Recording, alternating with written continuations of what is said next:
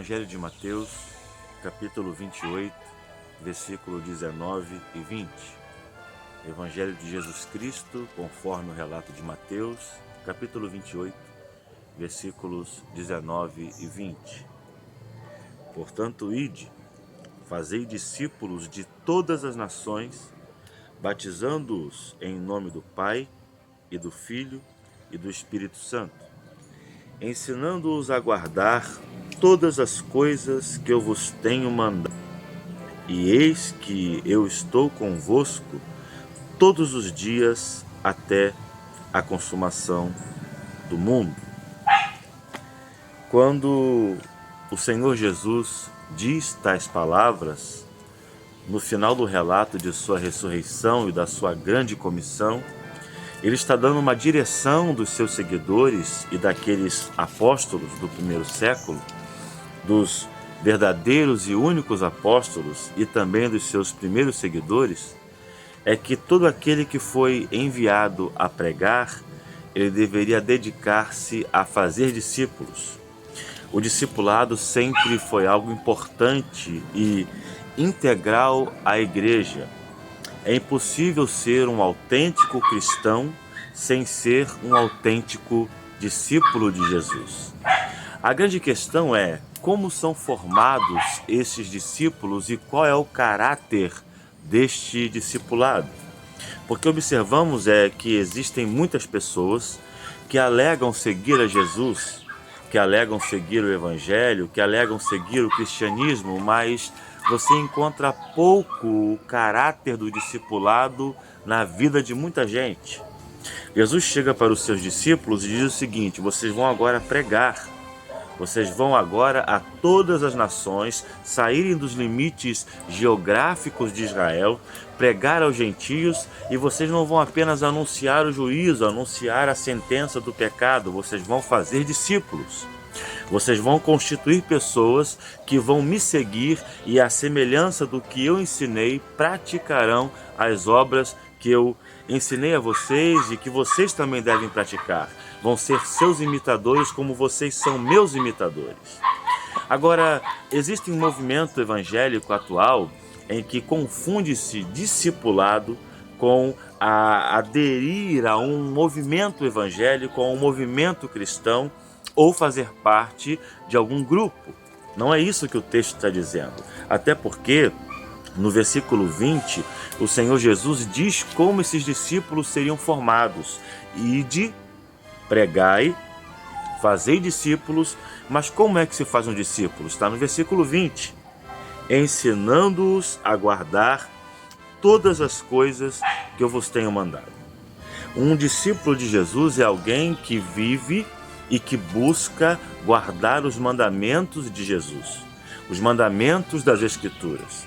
Eu não posso alegar ou me dizer um discípulo se eu não tenho prazer nos mandamentos de Deus ou se eu desprezo os mandamentos que Deus deu como regras para a minha vida. Agora, existe uma confusão muito grande porque muitas pessoas acham que seguir os mandamentos é apenas uma forma de ser uma pessoa melhor, ou até mesmo destacar-se na sociedade, ou apresentar-se como alguém que pratica boas obras. Seguir os mandamentos em obediência a Deus é um sinal de nosso amor, de nossa devoção.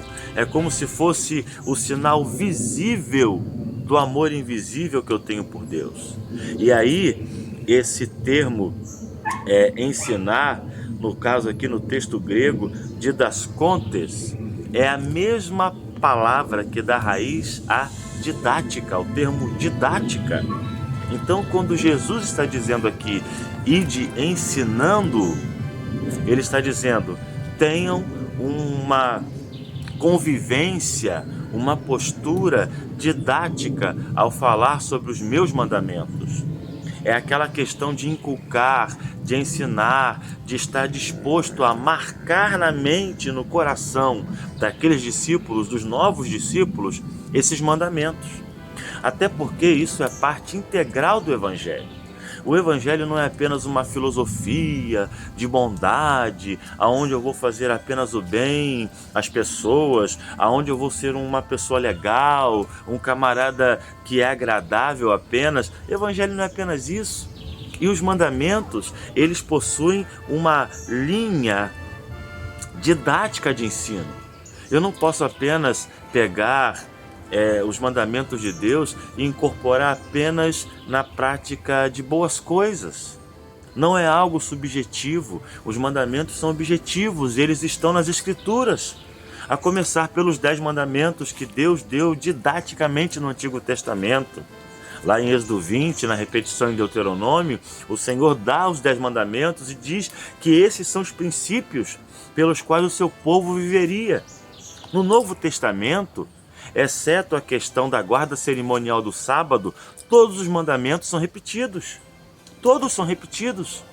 E aqui, Jesus está dizendo para os seus apóstolos que eles deveriam fazer discípulos após batizá-los, ensinando-os didaticamente, como dá o sentido no termo grego, a guardar todas as coisas que ele havia mandado.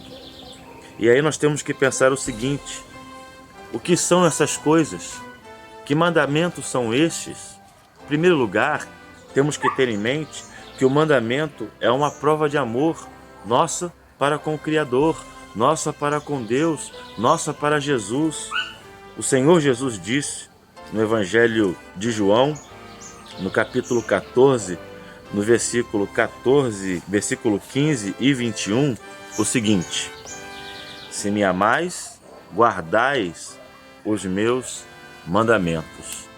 Se me amais, guardai os meus mandamentos. E no versículo 21, o Senhor Jesus diz o seguinte: aquele que tem os meus mandamentos e os guarda, esse é o que me ama. E aquele que me ama será amado de meu Pai, e eu o amarei e me manifestarei a ele.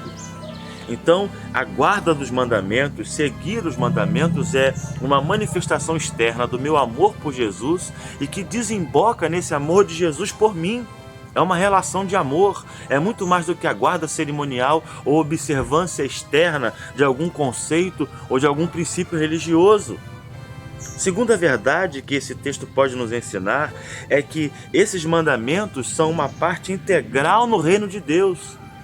É a obediência a esses mandamentos de Jesus que nos distingue das demais pessoas como autênticos cidadãos do reino de Deus, súditos desse reino eterno. Como diz também a Escritura no Evangelho de Mateus, no capítulo 5, no versículo 17 ao 19, Mateus 5, 17 ao 19, vejamos o que o Senhor Jesus diz, palavras do Senhor Jesus. Não cuideis que vim destruir a lei ou os profetas. Não vim destruir, mas cumprir. Porque em verdade vos digo que até que o céu e a terra passem, nem um jota ou um tio jamais passará da lei sem que tudo seja cumprido. Qualquer, pois, que violar um destes mandamentos, por menor que seja, e assim ensinar aos homens, será chamado menor no reino dos céus. Aquele, porém, que os cumprir e ensinar, será chamado grande no reino dos céus. Portanto, muito além de cumprir os mandamentos, devemos ser zelosos ensinadores dos mesmos. E uma outra, terceira e última verdade que esse texto tem a nos ensinar sobre o discipulado autêntico é que os discípulos de Jesus que guardam os mandamentos de Deus são aqueles que têm nesses mandamentos o selo visível da graça invisível. Guardar os mandamentos não é para sermos salvos, não é para ganharmos a salvação ou merecermos a salvação, como muitos equivocadamente pensam. Eu já cansei de ouvir gente falando uma bobagem dessa. Olha, o céu é ganho pela santidade, o céu é ganho pelas boas obras, o céu é ganho por aquilo de certo que eu faço. Tem muito crente equivocado com isso, quando na verdade o que fazemos de certo, cumprir os mandamentos, é o resultado da graça que nos alcançou. Por isso que em Efésios capítulo 2, no versículo 10, diz que somos feitura dele, de Deus, criados em Cristo para as boas obras. Mas antes disso, ele nos vivificou, estando nós mortos em delitos e em pecados. Antes disso, nós fomos criados em Cristo, por Deus, para as boas obras. Percebe a ordem? Então, esses mandamentos, eles são o selo visível da graça invisível que recebemos, mas que mudou e alcançou a nossa vida, conforme nós podemos encontrar no Salmo de número 103, versículo 17 e 18. Assim nos diz o Salmo: mas a misericórdia do Senhor é desde a eternidade e até a eternidade sobre aqueles que o temem, e a sua justiça sobre os filhos dos filhos, sobre aqueles que guardam a sua aliança, sobre os que lembram dos seus mandamentos para os cumprir. Portanto, os mandamentos, aquilo que Jesus ensinou, tanto no Evangelho como repetição de tudo que havia sido ensinado no Antigo Testamento em caráter moral e é repetido no Novo, são os mandamentos que nos tornam visivelmente autênticos discípulos de Jesus. Então, se você for discipular alguém, ou se você conhecer alguém que deseja seguir a Jesus da maneira correta, ensine os mandamentos. Tenha nos mandamentos de Deus a fonte da sua didática no discipulado. Seguindo os mandamentos, seremos autênticos discípulos de Jesus, não apenas exteriormente, não apenas cerimonialmente, não apenas religiosamente, mas como uma prova visível de nosso amor por Deus.